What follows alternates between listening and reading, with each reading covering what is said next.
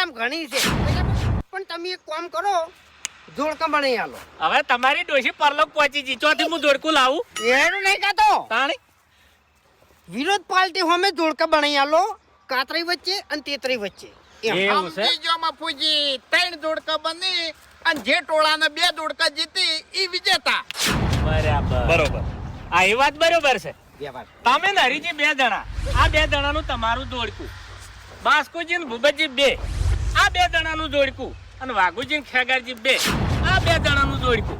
અલ્યા તારી હેજી વેજી મરી જશે ઇજ્જતના કોકરા થવાના છે હવે કોક કરવું પડશે. આપણે જીતેલા છે. એ જીતેલા છે પણ ના ચાલે હાર્યું ચમ? આ વસ્તુ ના ચાલે એમ ચમ?